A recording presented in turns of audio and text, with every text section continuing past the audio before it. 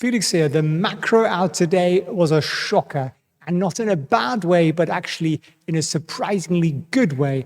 And the Fed is working on all cylinders to turn the sentiment around. They are not enjoying this rally at all, like you and me. So it's good to understand this. If you want to really understand how to invest and make money, come and join us. Give Cheryl here a call, who's been working with me for more than 10 years. She's absolutely brilliant. Go to felixfriends.org/call, have a chat with us, talk through how we help you and how we show you the wrong screens. How we can work with you, how I can coach you one-on-one to get the kind of returns that I'm getting and the hows and the whys and so on. So check it out. Now, this is the first bit of it. I'm going to show you 3 or 4 bits of data, and then I'm going to show you the Fed response, because I think it's important to understand that the market isn't always listening. So it's important that we are. What does this say? Well, this says, Felix, you've dropped your pen, which is true. United States Composite PMI, right? That's kind of what we were expecting with the whole, everybody going, oh my God, recession, all of that. What is the PMI? It tracks business trends across manufacturing and service sector, mostly manufacturing. So they basically collect data from 1,000 companies, sales, orders, employment, inventory, and so on. And it's pretty bad. I mean, it really is a pretty bad reading. It's below 50. Anywhere below 50 means it's contracting. So the economy should be contracting according to this measure. But there is another measure, the ISM, slightly competing measure. And what's gone on here? Non-manufacturing PMI has gone up.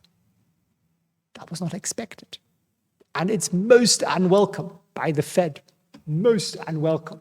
I mean, Jay Powell is seriously thinking about returning from the Hamptons early and, cutting his holiday short.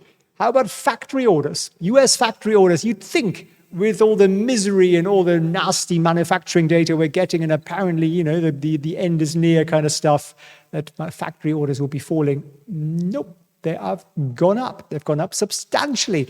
And it's the best reading we've had in the last year by far. So what the heck is going on here? Well, the bond market is showing us what's going on here. So the bond market, this is the 2-year, which is a fairly good indicator of where we think interest rates are going to go from the Fed. And they had been up here at sort of 3 apologies for my writing, I lost my pen. I think it's under the desk somewhere. It had gone down to, the 2.8 level or something like that. And now it's gone up again. Why the heck has it gone up again? What's the correlation? Well, the Fed is basically on a PR mission.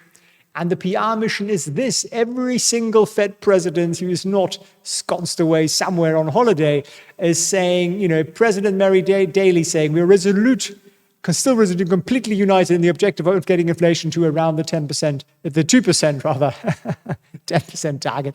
Slight slip there.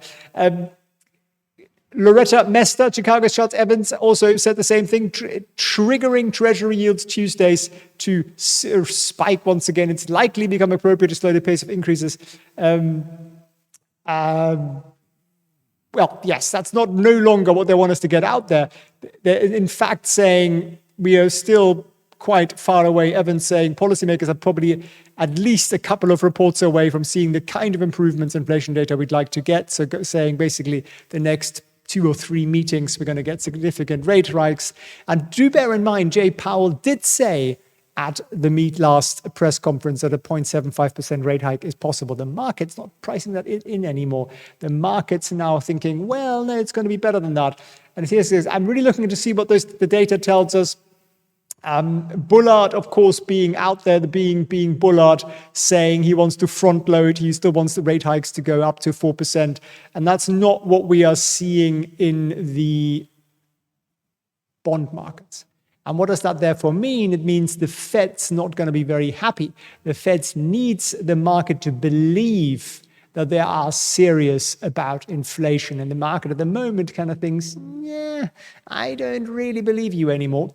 So what does that mean? Well, when they come back from their 2-month-long holiday in September, it's not quite 2 months, is it? Almost. Well, no, not quite. A month and a bit. I'm sure they work very hard. I'm sure they deserve it. I mean, they got the whole inflation thing completely right? They didn't print 40% extra money or any of those things. So, great job overall. And I think they're going to slap us with a higher rate hike than we expect, unless economic data is really going to change. And what we just got out really shows the opposite. It shows an economy strengthening. And that's not what they want. So this particular rally that we're in, as much as I enjoy it, I am cautious with it. What does that mean? Well, I'm buying stocks hand over fist, yes, because the market's down. Generally speaking, it's a good time to pick up great stocks cheaper. But these individual rallies, these 10, 20, 30% on certain stocks and stuff, it kind of shows certain unhingedness in the market and an unconnectedness to the macro picture that we actually have here. So I'd be a little cautious with that.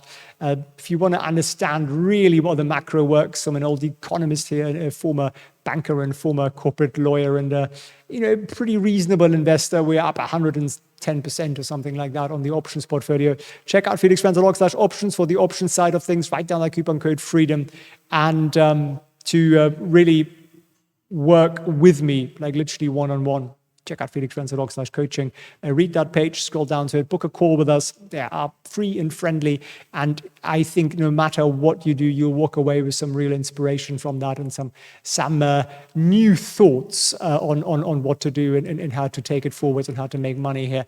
So it's not doom and gloom. I never think that. I think actually bear markets and recessions are fantastic for you and me as investors. But I do like to understand the bigger picture, and I think the market here isn't. So that concerns me a little.